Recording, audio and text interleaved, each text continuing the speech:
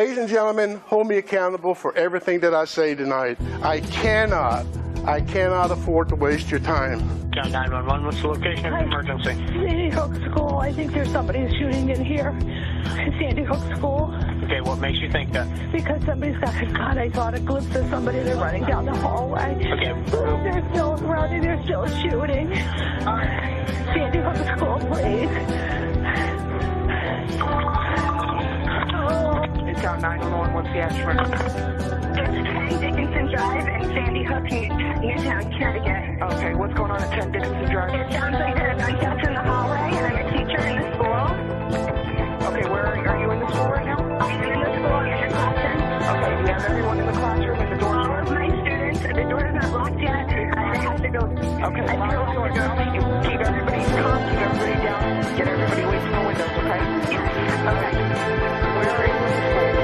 I'm in the hallway when you walk in the front entrance if you take a left. Okay, all right, just try to lock down the school, okay? We're trying, okay. All right, bye-bye. John 911, what's the location of your emergency? Sandy Hook Elementary School, 12 Dickinson Drive. Okay, I've got that. What's going on down there? I believe they're shooting at the front glass. Something's Okay. going on. All right, I want you to stand in line. Where are you in the school? I'm down the corner. Ladies and gentlemen, Sandy Hook touched my heart.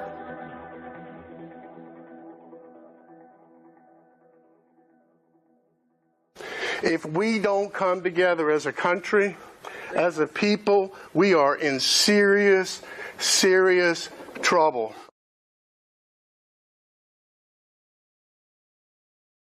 "20-year-old Adam Lanza launched his massacre at home. Officials say Lanza shot his mother Nancy multiple times, killing her in her bed. Lanza then took 4 guns legally registered to his mother and drove this black Honda to Sandy Hook Elementary School, about 5 miles away. Students there had finished reciting the Pledge of Allegiance. Then, around 9:30 Friday morning, staffers in the front office heard popping noises. Lanza entered the building carrying a Bushmaster AR-15 assault rifle with 2 semi-automatic handguns inside the pockets of his military-style cargo pants.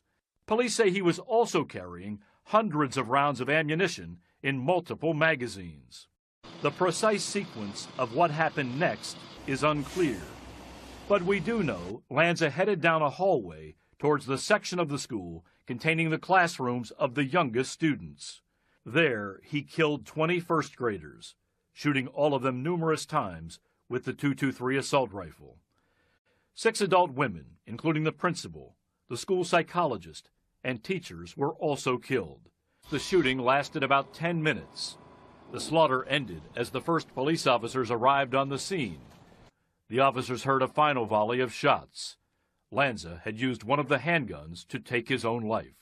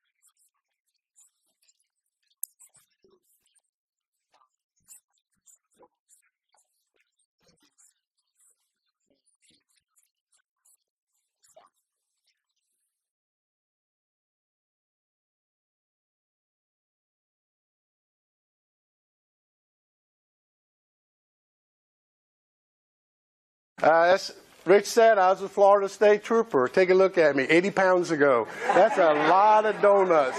When you become a law enforcement officer, they trick you with these donuts.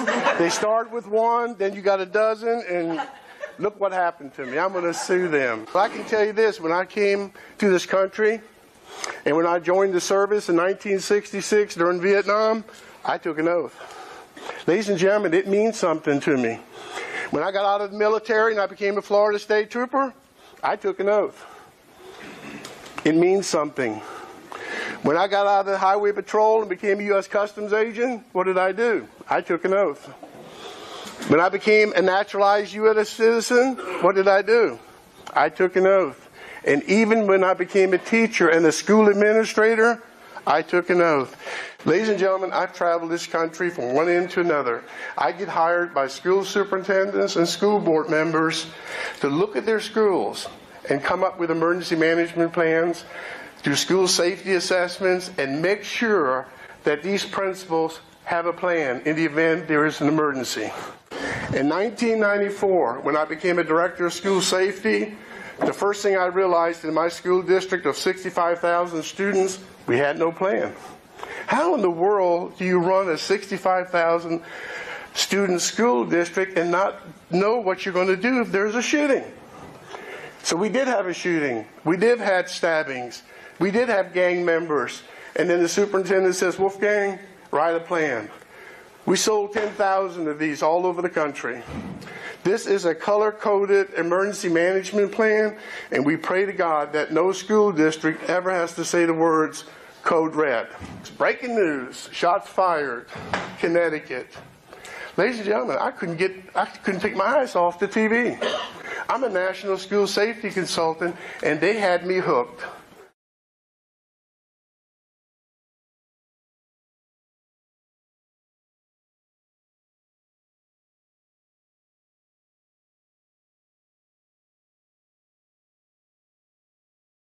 Ladies and gentlemen, Sandy Hook touched my heart. All day long, I could not get away from that TV. In the first week, I actually donated money to the Sandy Hook Promise Fund. Because when you have tragedy, the first thing we can do as people of this country is we donate. I donated. And a week later, I finally woke up. Something is not right.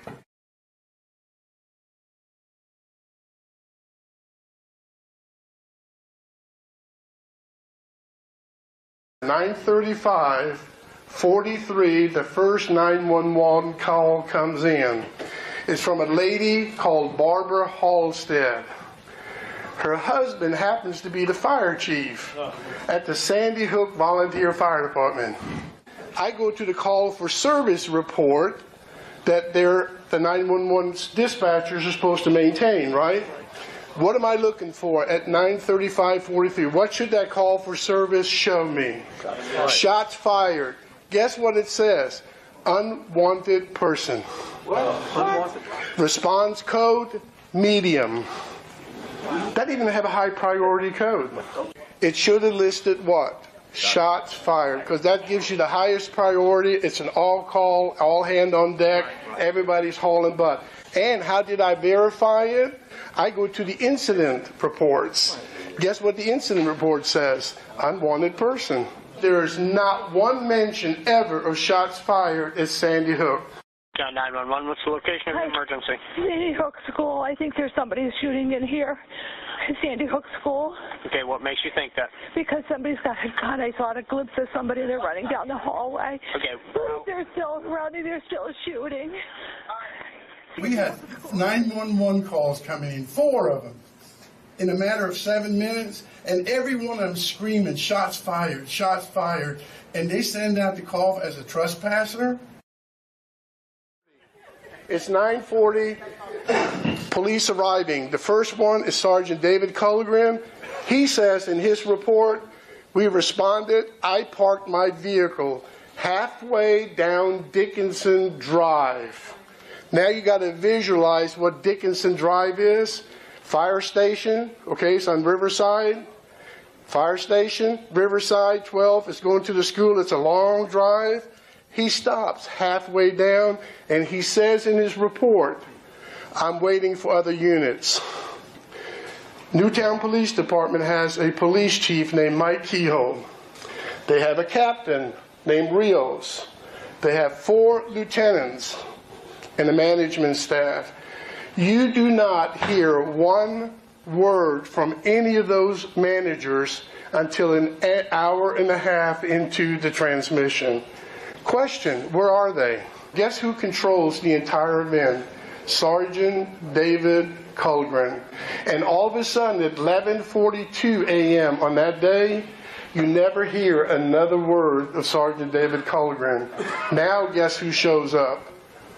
Another lieutenant named Cinco, Lieutenant Cinco. Now he's the guy who's working that morning at an off-duty construction site, off-duty. He has a Newtown police officer named Fagol, a female officer. She's a K-9 officer. They're working maybe 2 miles from Sandy Hook. They hear the call, shots fired. What should they do? I don't know what y'all's protocol is. If you're off duty, you're in uniform, you're in a patrol car, you hear shots fired at a school. What do? You stay at your off-duty job or you break away? You go to the shooting, right?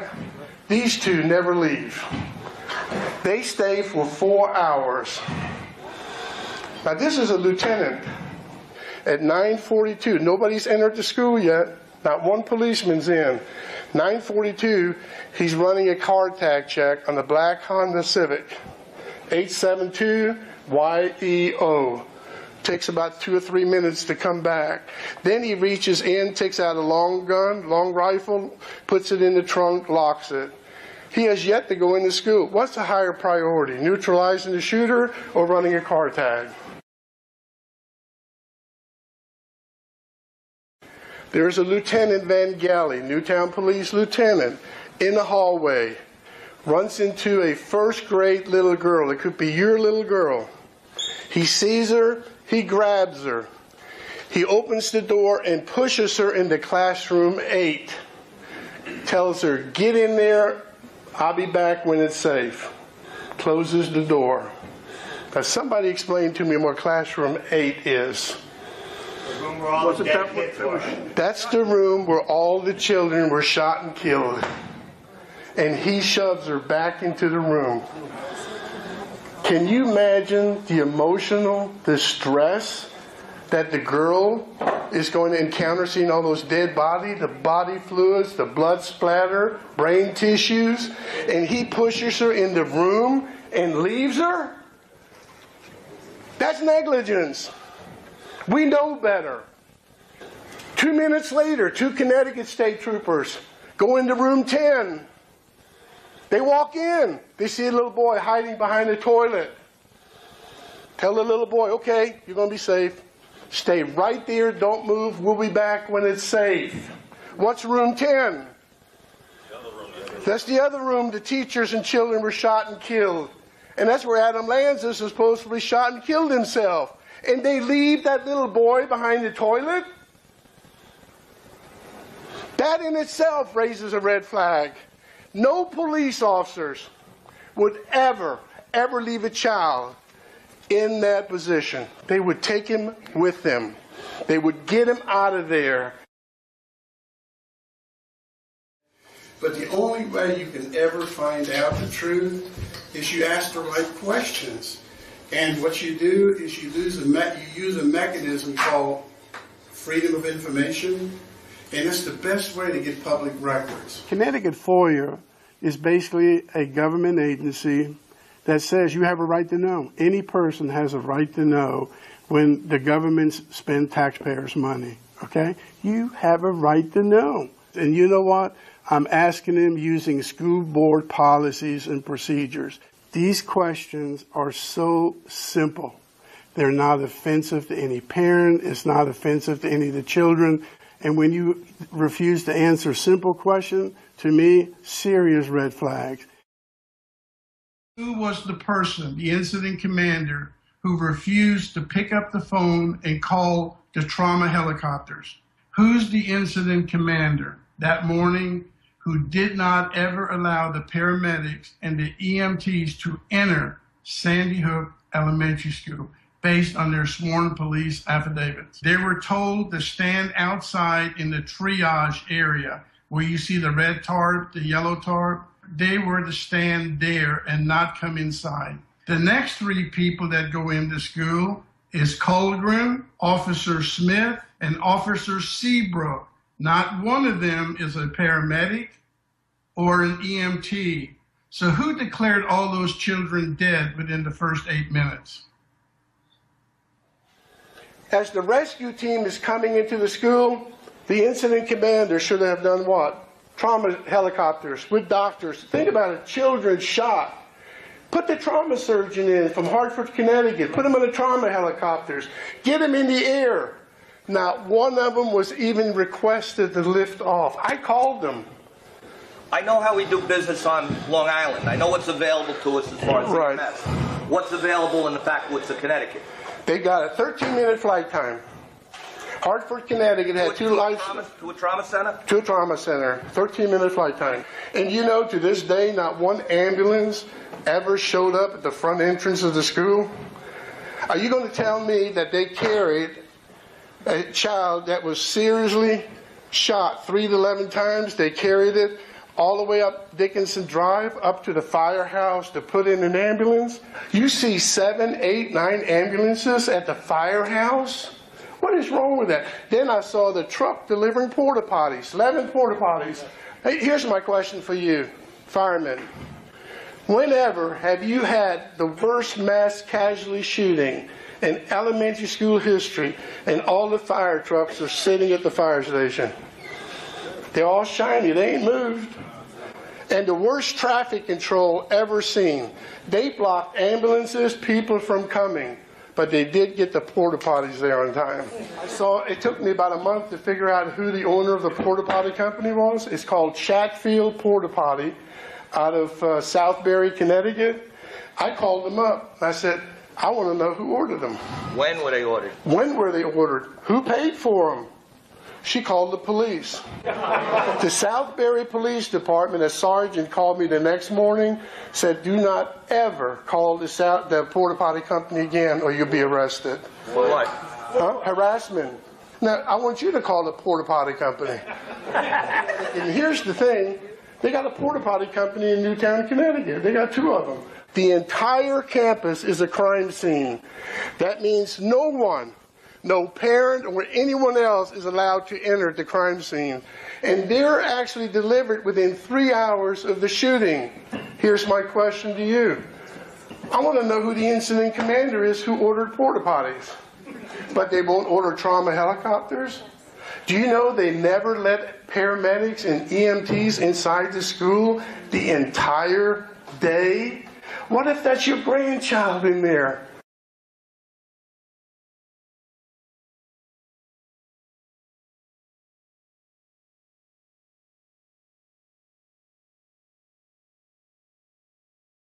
They got kids out in the parking lot at 10:09. Remember that when Shannon Hicks from the Newtown Bee Associate Editors taking these iconic pictures that appeared on every front page of every newspaper in the world. She's standing in the middle of the parking lot at Sandy Hook Elementary School, and they're still looking for a second shooter.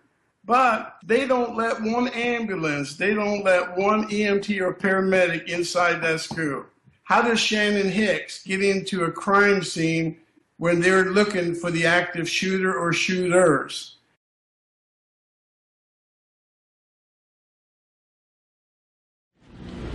We did not bring the bodies and the families into contact. We took pictures of them, of their facial features. You have it's easier on the families when you do that. There is a time and a place for up close and personal in the grieving process. But to accomplish this, we felt it would be best to do it this way, and you can sort of you can control the situation depending on your photographer, and I have very good photographers. We need to look at the emotional part that somehow we're forgetting. Look at this thing as parents, and the one that I still cannot believe is that Dr. Carver, who refuses to allow those parents to come in contact with their children at the morgue. He decides not to let any of those 20 parents to see their child in the morgue. How is that possible? I am telling you, if that was your first grade girl, first grade boy, you would knock people to the ground, because you're going to be in that morgue, you're going to be in that room, and you're going to hug your girl, your boy. I'm not going to let my little girl die and be in that room all by themselves. I'm going to be with them. This is what parents will go to. I saw it at Columbine. They broke the 3 barriers. I have seen parents climb the fence, storm the office. When your baby is in that school and somebody's shooting, that is your child. You're going to do whatever it takes. I never saw that at Sandy Hook. And that's my 26 years of national school safety training all over the country. I don't see it at Sandy Hook. I hope I'm wrong, but I don't see it.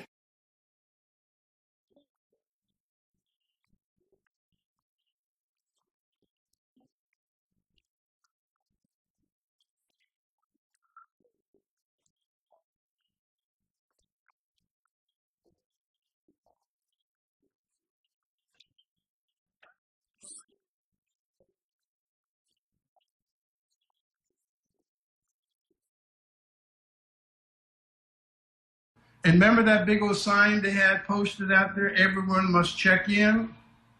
Remember that big old sign, flashing sign? Yes. Everyone must sign in or check in. Well, one of my FOIA requests is I want a copy of the list of all those that signed in on that day. They won't give it to me. Why? See, taxpayer money paid for that sign. Taxpayer money paid for someone to type it in, the message in. So therefore, if taxpayer monies were used, I should know who signed in and where they're from. You know, I've been asking this FOIA question, who's everyone? I mean, think about it. What if you don't sign? Are there consequences if you don't sign in? I mean, it says everyone must sign in. So that's a directive, I believe. And if you don't follow those directives, are you going to be arrested? And so I requested under the FOIA laws a copy of the sign-in log. And for 19 months, I have yet to get it.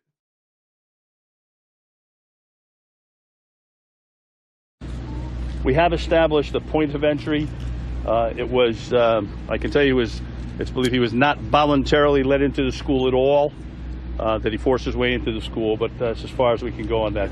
Picture 16 highly trained Connecticut State Troopers entering this window at Sandy Hook Elementary School with their long rifles. Now, what you have to do when you post a picture of that shot-out glass window, it is 42 1/3 inches high. It is 35 1/3 inches wide. Now, people have to picture these Connecticut SWAT team members and state troopers trying to crawl through that window. The Three Stooges are smarter than that. They would send Curly in the window, open the door for the other 2. But try to picture 16 of them. And you know what makes me angry as a state trooper? When I used to have to fill out those reports, they're sworn testimony. I can go to jail for falsifying it. But when they're looking inside, there are Newtown police officers are already inside. Why would you, to the window, would you please open the door? Why would you risk getting cut on the broken glass? We actually found the only footage, live footage, shot by a helicopter. It's the only footage, Alex, that has a timestamp on it. When you see the people chasing each other in the woods, and they're showing these people running into the woods, because guess what? They announced that a teacher just reported seeing 2 shadows running by the gym. Well, that footage was not shot till 12:23 in the afternoon. Now, why would you chase somebody in the woods after lunch? The school was safe and secure by 10:35.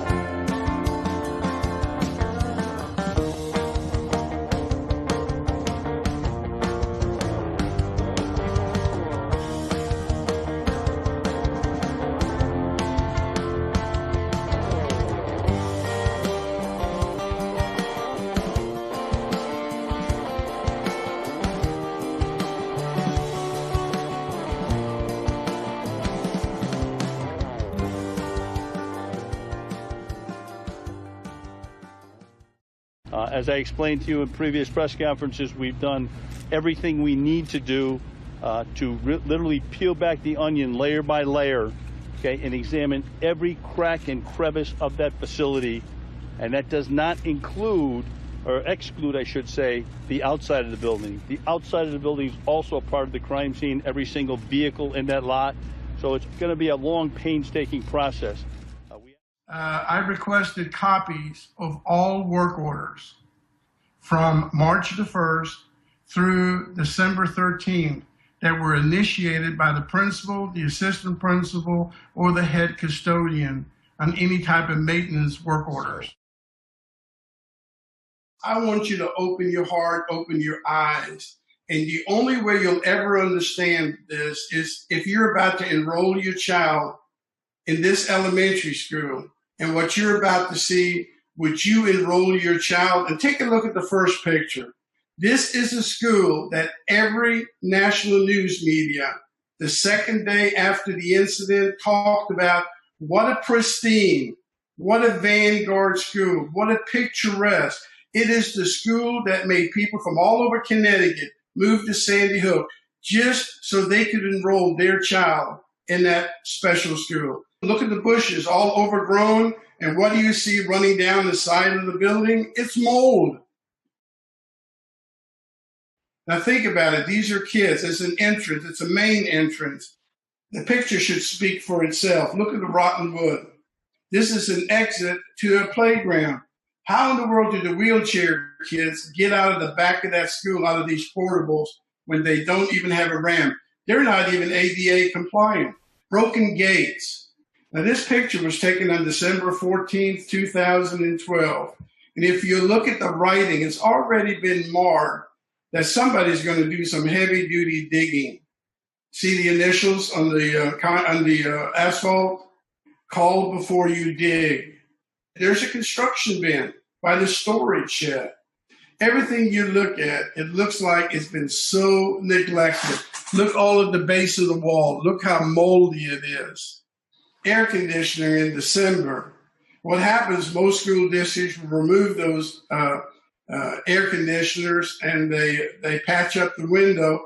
They don't follow code. They don't follow procedures. And again, hanging wire. And take a look at the roof.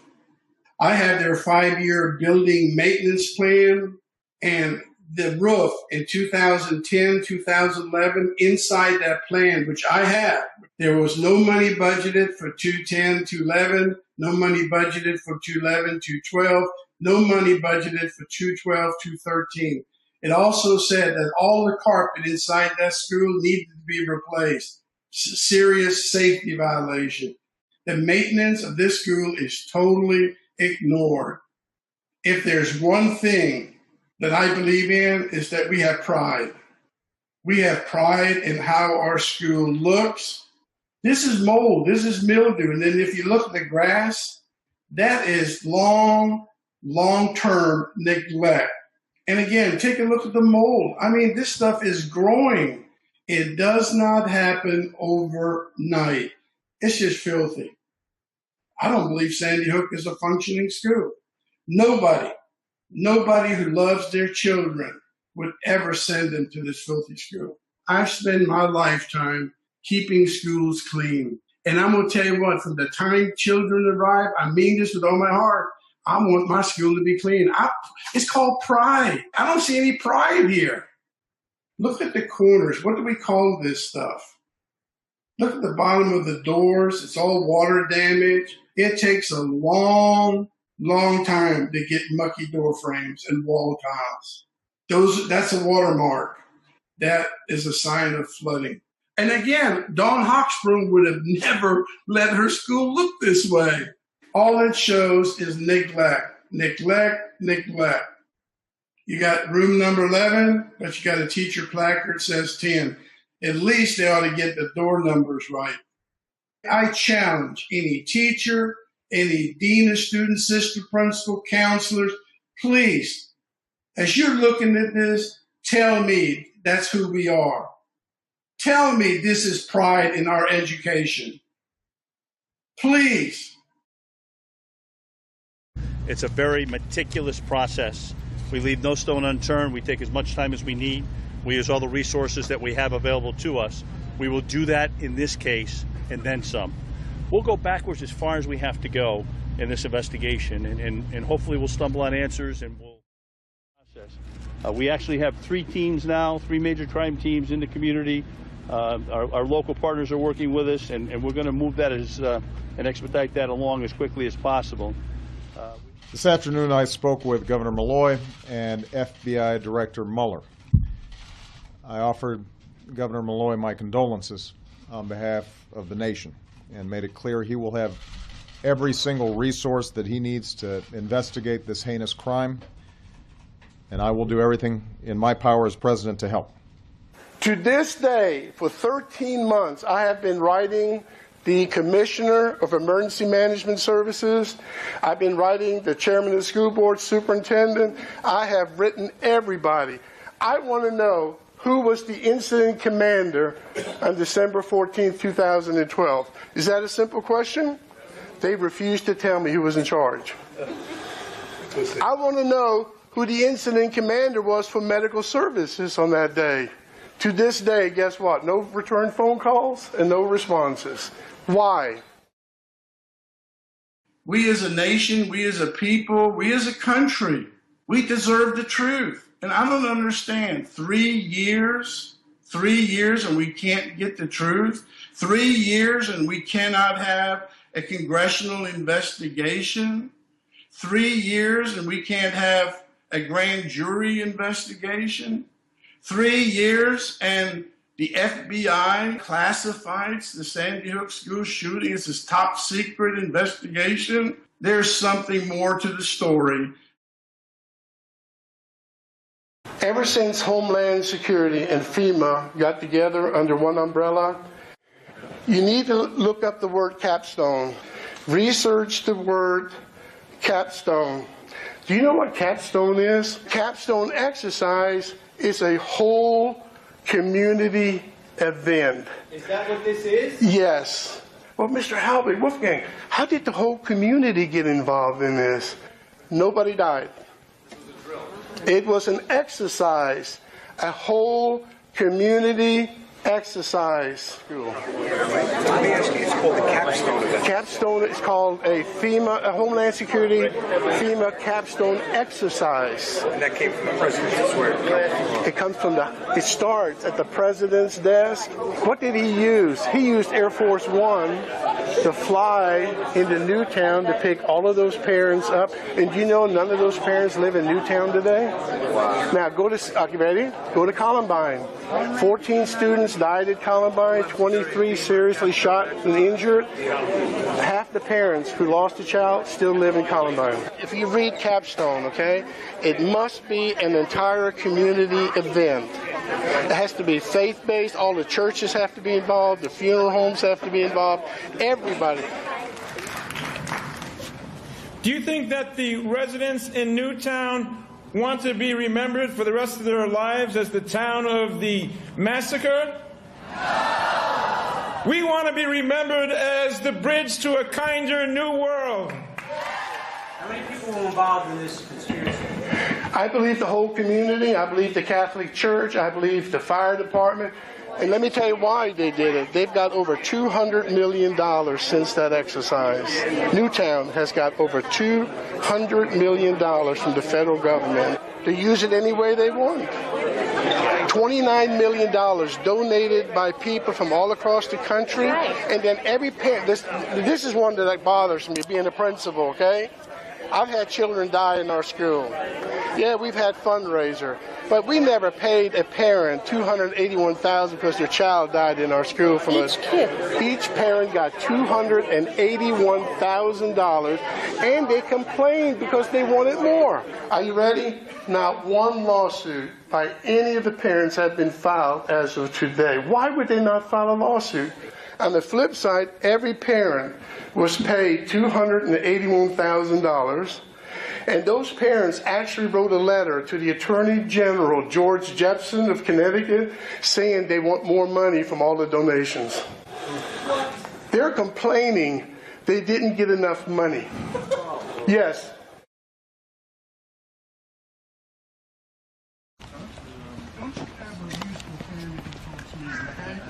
an old police officer. Yeah, no. Are you Sandy told you? Yes, I you didn't did. say no. Yes, you No, did. I just You're recorded looking it. for a problem. I didn't say. I'm not looking for a problem. I'm going in doing just public work. If they don't want you, then Excuse me? You're a non-profit organization. I'm gonna have the sergeant come here. Where's my attorney? I'm right here. Here's my attorney. It's a 501c3. You have the right to inspect the books at any Let time. the sergeant come here and figure it out, okay?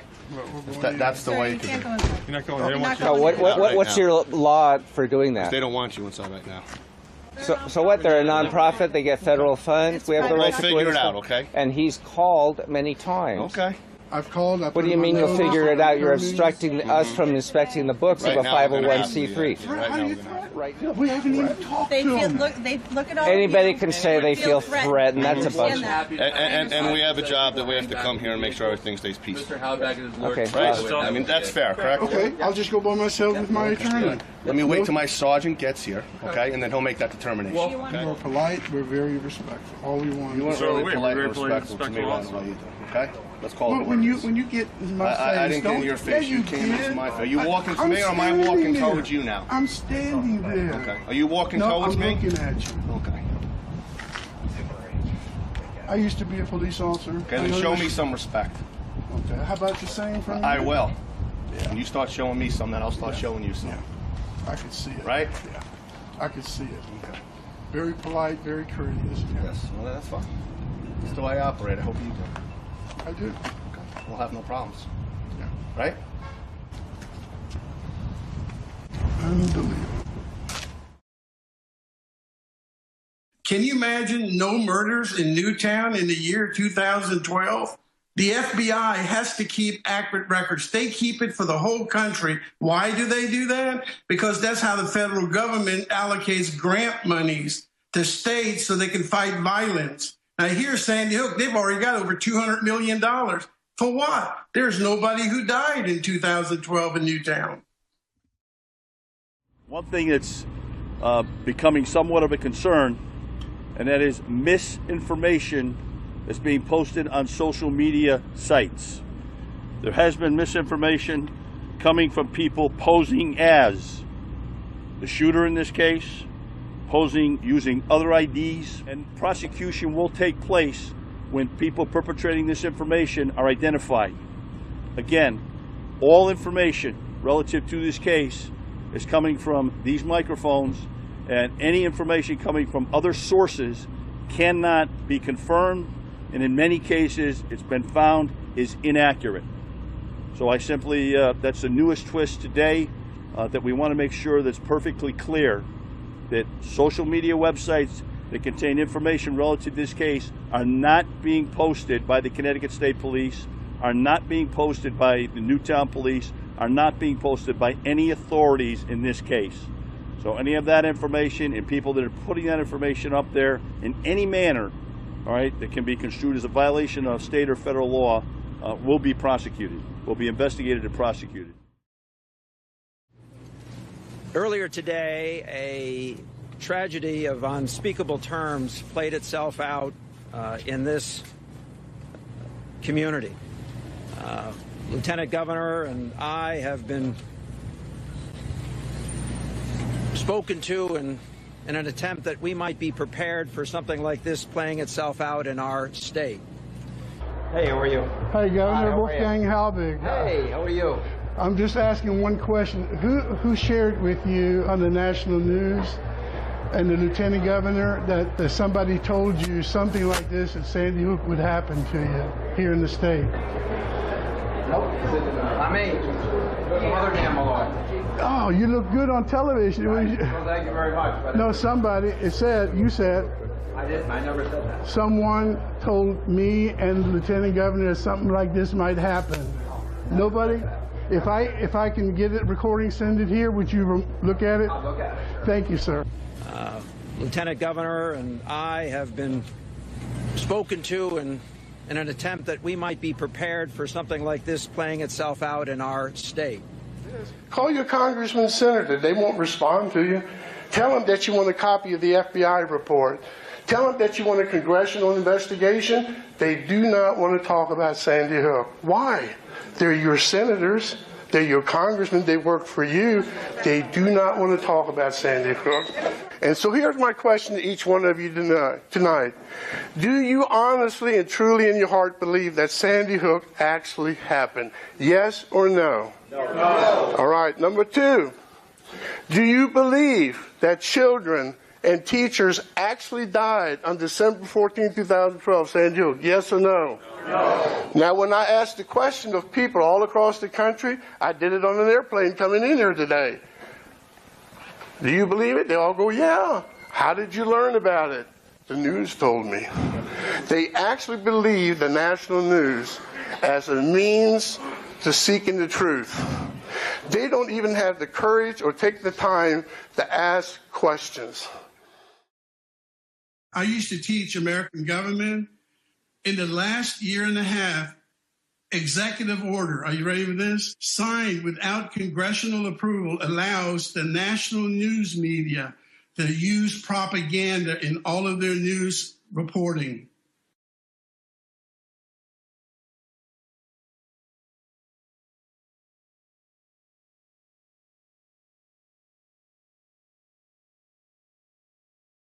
My sensibilities may not be the average man, but this probably is the worst I have seen.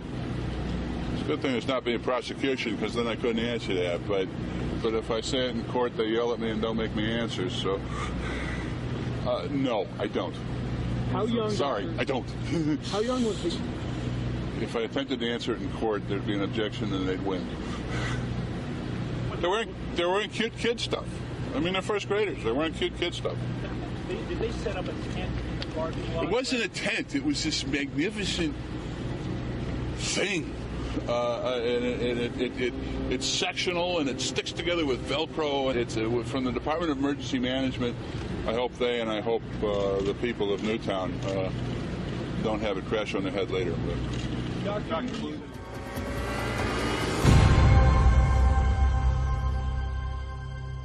Either that piece of paper from me that says somebody's dead, or occasionally a huge pile of evidence to convince them. So we didn't know if that's what killed her. We didn't know if she was dead before it happened, but we certainly knew she was dead afterwards.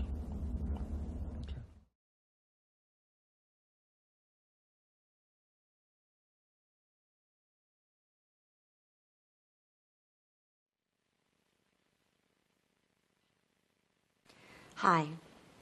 As you've probably noticed, I'm not the president. I'm just a citizen. And as a citizen, I'm here at the White House today because I want to make a difference, and I hope you will join me. My name is Francine Wheeler. My husband David is with me. Our younger son, Ben, age 6, was murdered in his first grade classroom on December 14th, exactly 4 months ago. This weekend. I can't tie my shoes. I can't tie my shoes. How do grown-ups do it when it just gives me the blues? I'm never so confused as when I try to tie my shoes. Maybe I'm too slow, can't make that little bow. I pull the laces tight and then I almost break my toe. I only get confused when I try to tie my shoes. I've never asked for anything. Not from you or anyone. Now it's my turn to be selfish.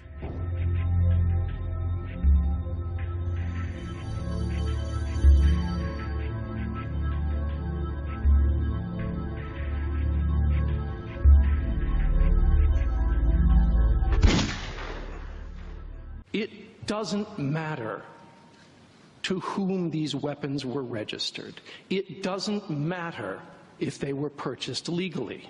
The principal who, God bless her, lost her life was just a very special person. And all the parents knew that. 2 years ago, I called my 8-year-old son an asshole. Thank you. How's that for great parenting? In my defense, it was a stressful situation. Could you describe him again? He was naked. That's it? No height, weight, hair color? A very special person. And all the parents knew that.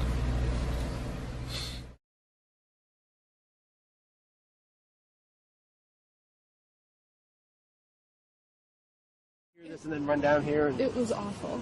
It was awful. You doing okay, hon? Mm-hmm. Okay. Thank you. We were actually running to the house to get her teacher her pair of shoes. What happened? What did they tell you? They didn't tell us anything. Only what she knows, which I don't know if that's, accurate. So we don't have any information. I don't know. If that weapon had been in place, he wouldn't have had that gun.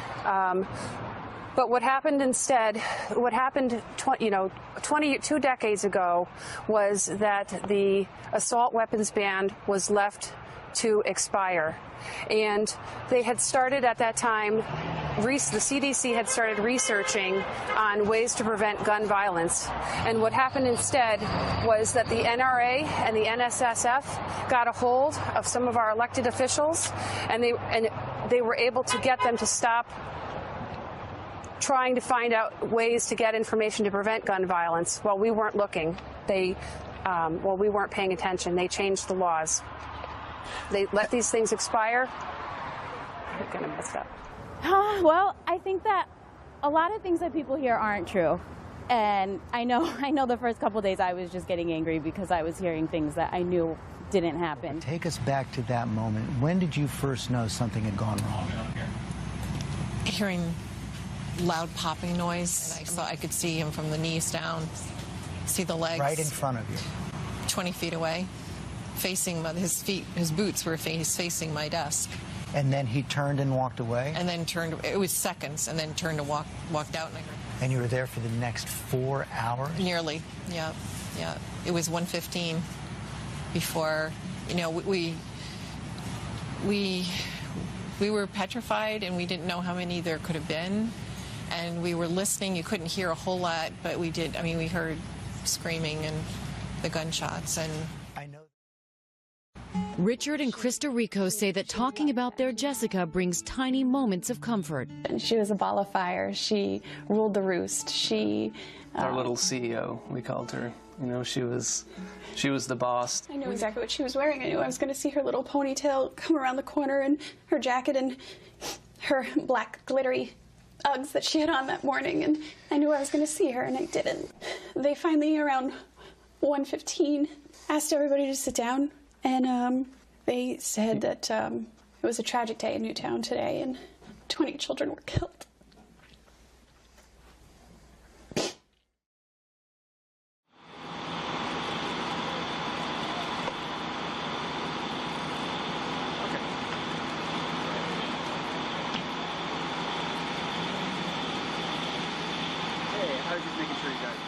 I was amazed at the strength that Grace's parents showed. They say it is Grace who is guiding them through these difficult days. What do you want people to know about Grace? Well, Grace had such a great spirit. She was a kind and gentle soul, and she was just the light and love of our family. And I remember that morning, putting her on the bus. She had a habit of blowing kisses, but then she'd give me a big little liver lip, like, but then I knew she was so happy to go off and get there. So sure, we have anger and we're upset and we don't know why. So we'll just take the lead from them, and we will not go down that road, but we'll let them guide us. It's a hard thing, though, isn't it, to not feel that? We're going to go on, and we're going to use her positive energy to help guide us forward.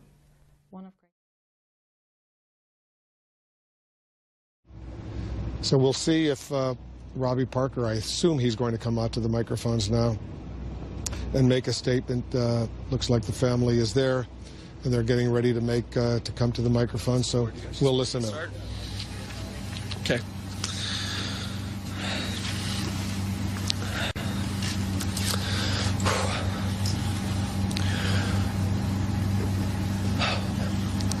So my name's Robbie Parker. My family is one of the families that lost a child yesterday in the Sandy Hook Elementary School shootings here in Connecticut. As the deep pain begins to settle into our hearts, we find comfort reflecting on the incredible person that Emily was. I guess that's it. Yeah.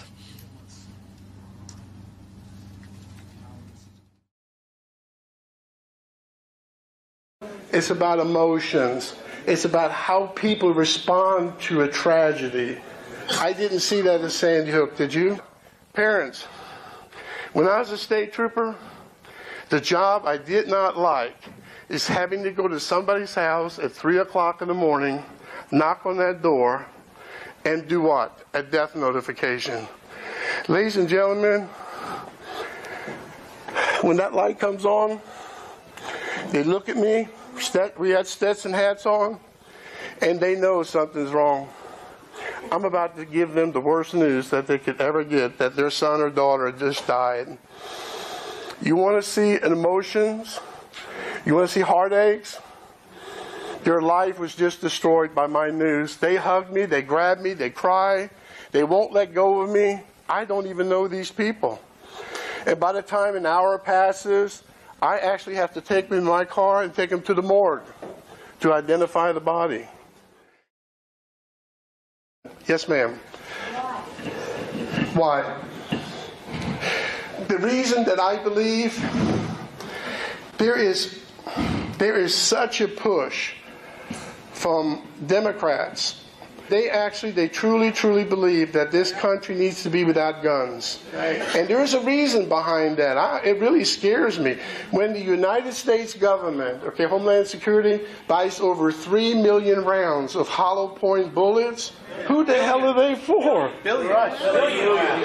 Can I tell you what? It scares me. 6 million. Huh? 6 million. I'm old.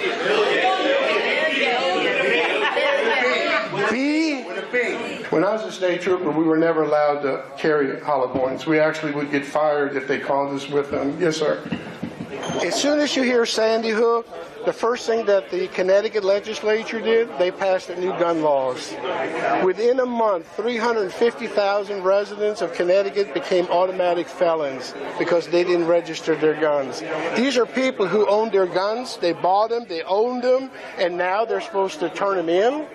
The tragedy at Sandy Hook Elementary appears right now to have been a tipping point for a national conversation about gun violence, one we've not seen in a long time. They can fire 100 bullets in a minute if people know what they're doing with them.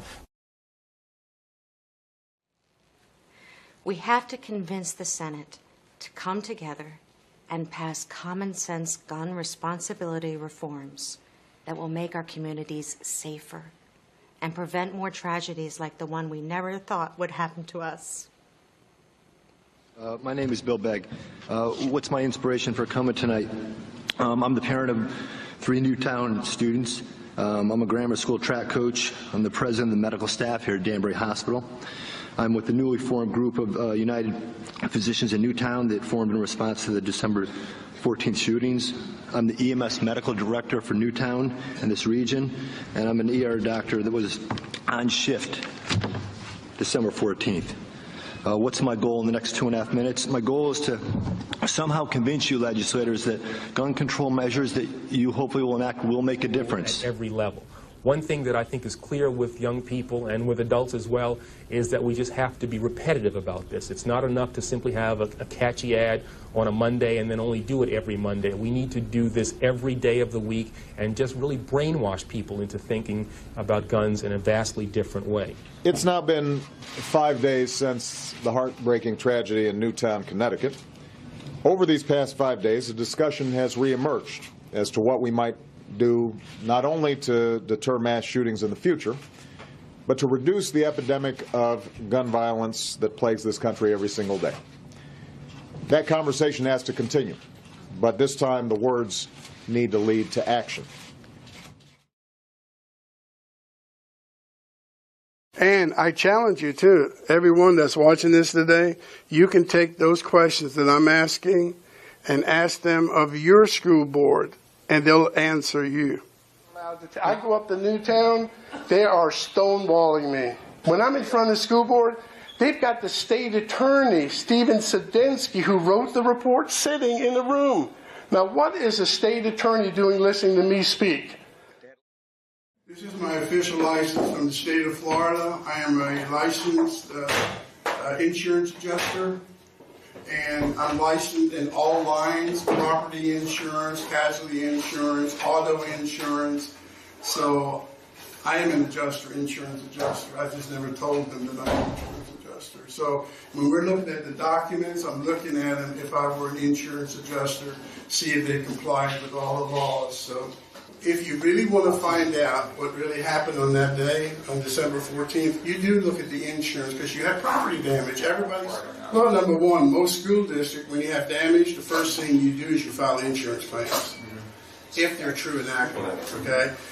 We asked today for the appraiser's report, okay? Like, you know, I'm an adjuster.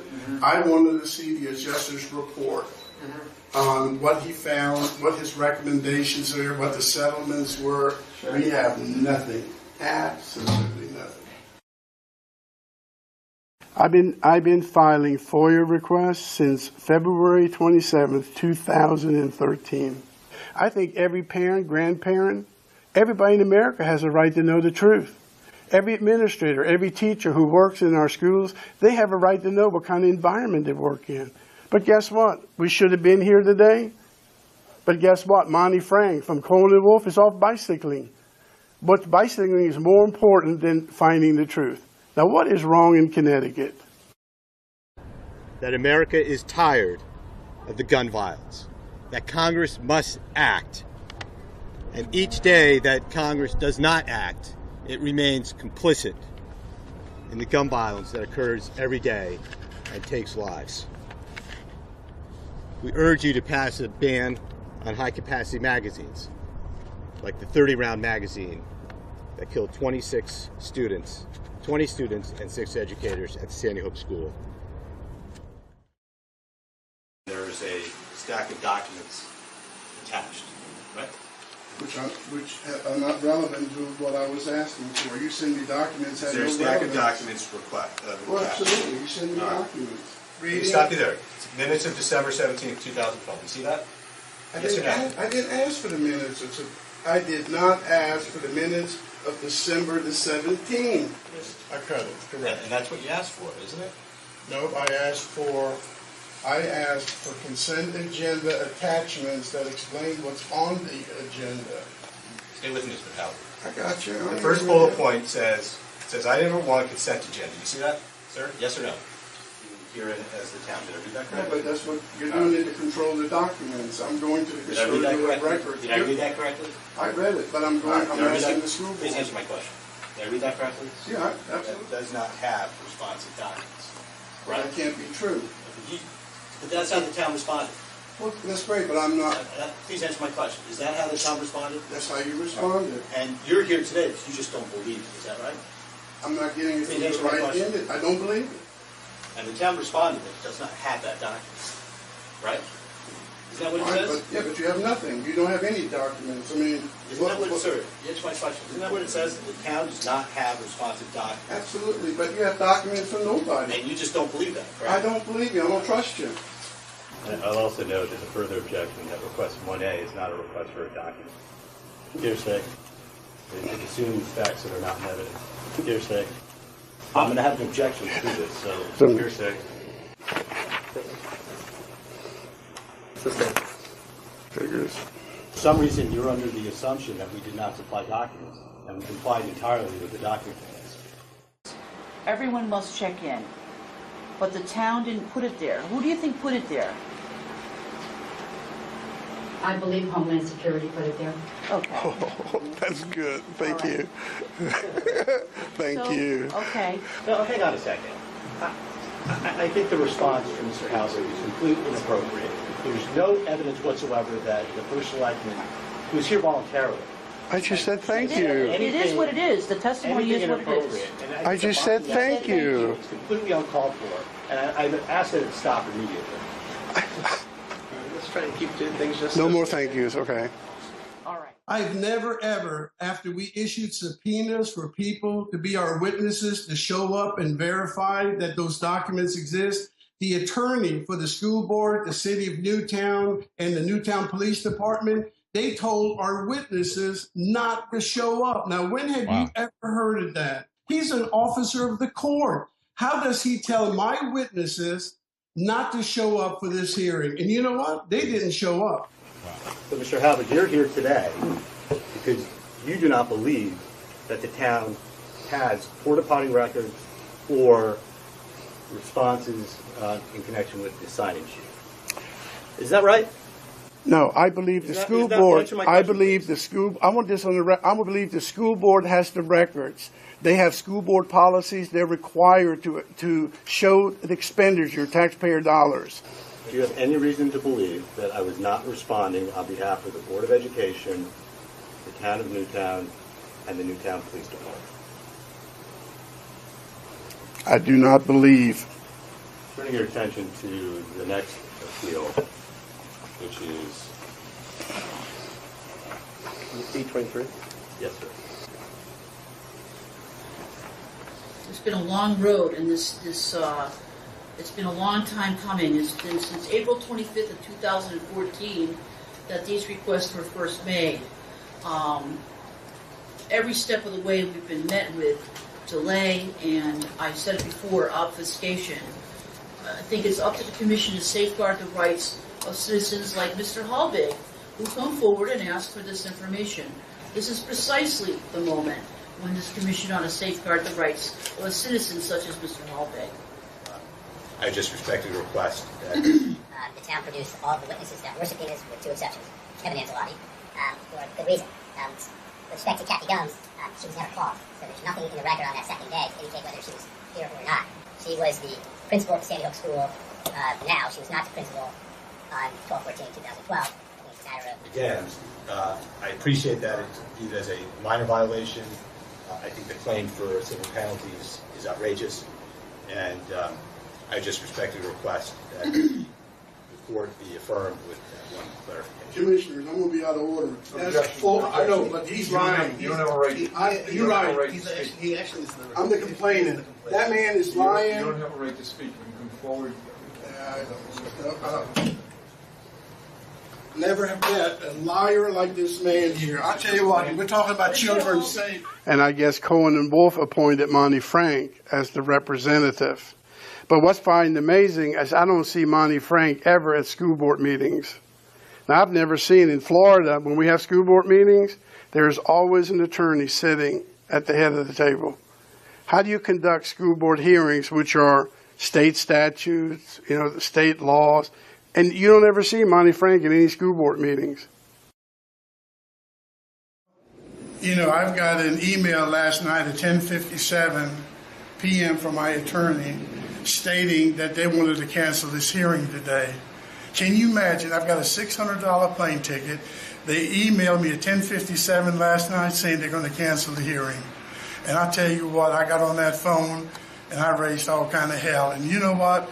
I am sick and tired of being pushed around. I might be 70 years old. I might be a senior citizen, but I ain't stupid.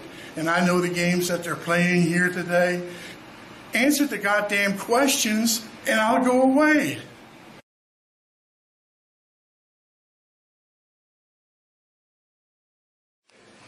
So, Mr. Halbig, what is it that you actually thought you were going to get when you asked for these documents? Well, I was looking forward for January 23rd on the consent agenda. When the board approved that consent agenda 5-0, you should have seen field trips for 26 children going to the Super Bowl in New Orleans, which is an out-of-state field trip, which has to be approved by the principal, the superintendent, and the school board.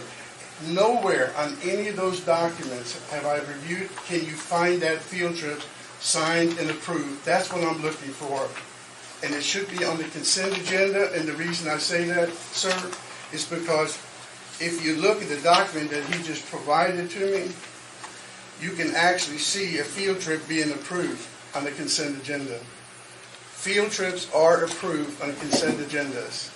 You just cannot find the one that I'm looking for, and that's why I picked January the 23rd, because that's the last possible date for a field trip to be approved going to the Super Bowl out of state.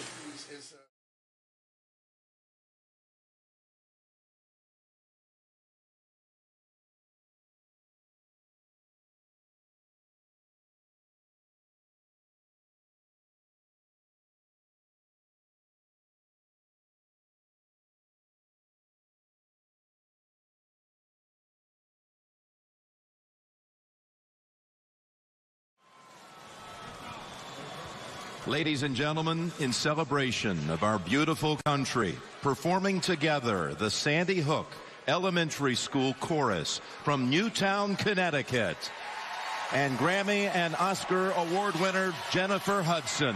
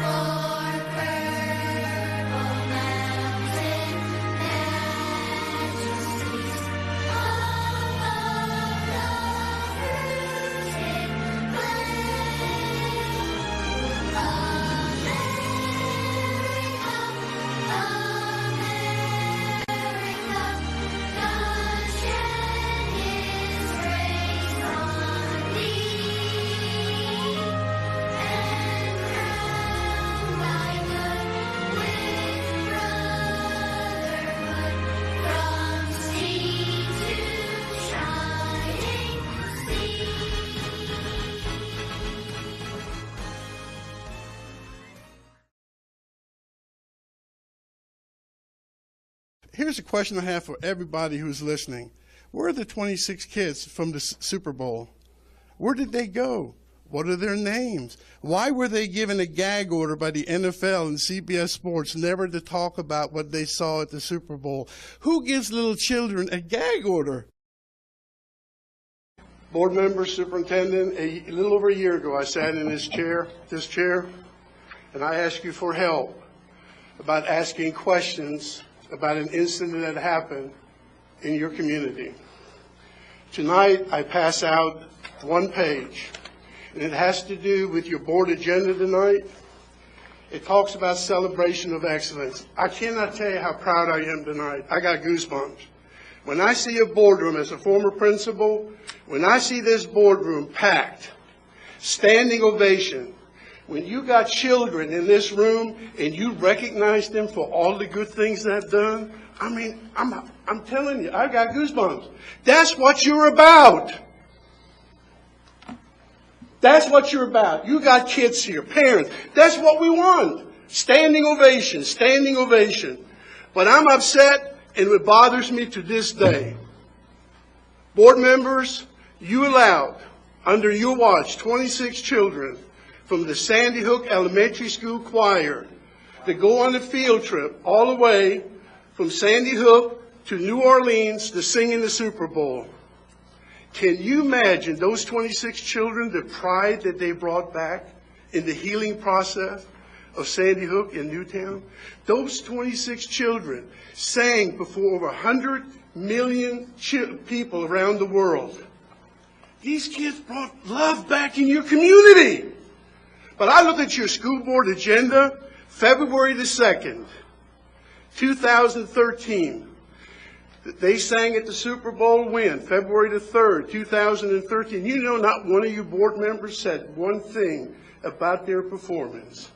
Read your school board minutes. Not one of you acknowledged the fact that they did a great job, that they were excellent in what they did. I don't understand that. That's what your job is. How could you ignore that? I mean, I'm about to fall out of this chair. These are somebody's children who traveled on a field trip. They represented you, and you don't even acknowledge their singing? And then, how in the world could you not bring them, those 26 children, the chorus teacher, and their families into this boardroom and reward them with excellence? They represented you. When they are introduced as the Sandy Hook Elementary School choir, they're representing the school board. They're representing their parents, their community. And you know what? You can ignore me. You don't have to look at me. But I tell you what, you didn't bother to bring them into this room, to shake their hands, to hug those children, Excuse me. In my sir. 3 minutes up, I Your know. 3 minutes are up. Yes. I agree with you, but let me tell you something. If I were you, I'd do the right thing and bring those 26 children here, bring their parents, bring their chorus teacher. Why would you not recognize their excellence? I'm ashamed of y'all.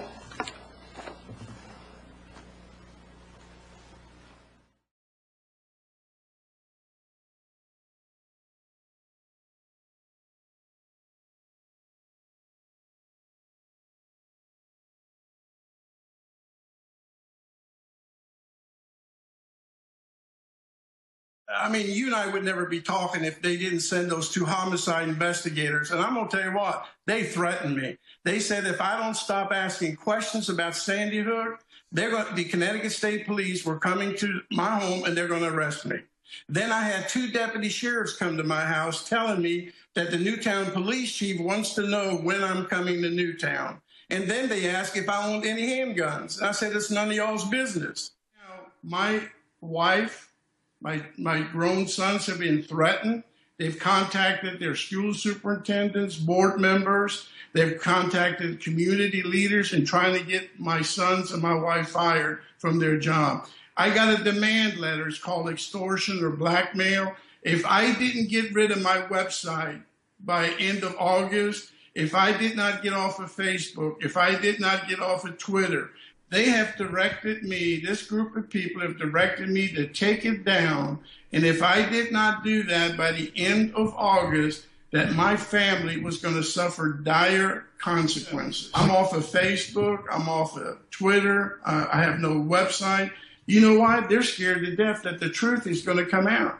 You know, this is what the mobsters used to do in the old day. Remember when we were cops and robbers? They always attack the family. We're going to kill your wife and your children and your grandchildren if you testify in court. Well, guess what? That's where we are today. They're now threatening my family to get me to stop. Yeah, once you bring the family in and they're scared to death, and now I filed criminal charges with the FBI. I have filed criminal charges with the civil rights of the Department of Justice. And I'm hoping that somebody within those departments actually cares about their country. When I raise my right hand, we go into the job knowing we're never going to be rich. We're never going to be multimillionaires. We go in there because I think we want to make a difference in people's lives. It's our calling. Ladies and gentlemen, I've seen death in Miami. When you're police officers in here, bless you guys. We do it because we want to make a difference. Every law enforcement officer takes an oath. We want to make a difference. When we hear shots fired, our hearts start pounding. We race to get there because we want to save lives. I did not see that at Sandy Hook. Today, the silence by the best detectives, investigators all across this country, police departments, state, federal, and they're staying silent about Sandy Hook Elementary School shooting. How can they remain silent? They have a duty to serve, protect. You know, when you have an incident that affects millions and millions of Americans emotionally, I mean, we were drained emotionally by the funerals. We were emotionally drained by the time this thing took a downturn. But where are my friends? Where are my men in blue? And you know what? Pick up the phone and call me. 352-729-2559.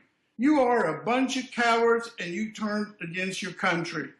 And why do I say that? Because you know better. We don't hold people accountable. Are we afraid? I hope not.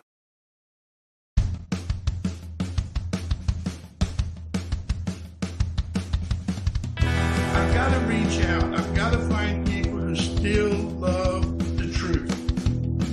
This country is in deep trouble, as you know. If we don't come together as a country, as a people, we are in serious, serious trouble. We deserve better. We're a better America than they're making us sound like. This is what America is all about. You know, it's all about communication. It's all about talking, listening. But it's all of us learning and working together. And you know what Sandy Hook has done? Sandy Hook has created panic and fear all across America in our public schools. We're now building prisons.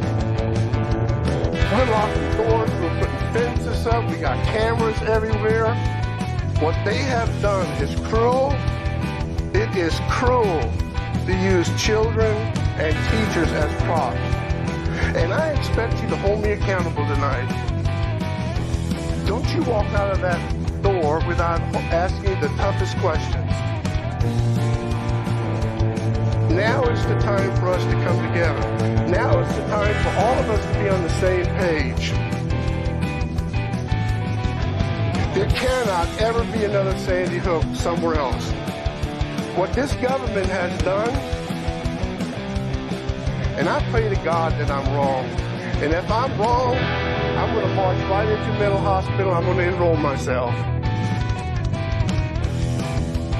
When you walk out of here tonight, every one of us is hopefully going to be on the same page. Talk to each other. It's all about communication. It's about trust.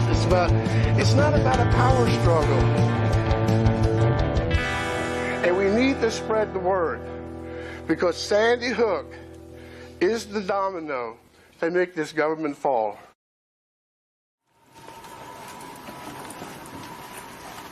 Thank you. Hey, did you ever sign the appearance notice? You didn't even sign the appearance notice at the hearing. Did you break the law? I just left it in there. Sorry.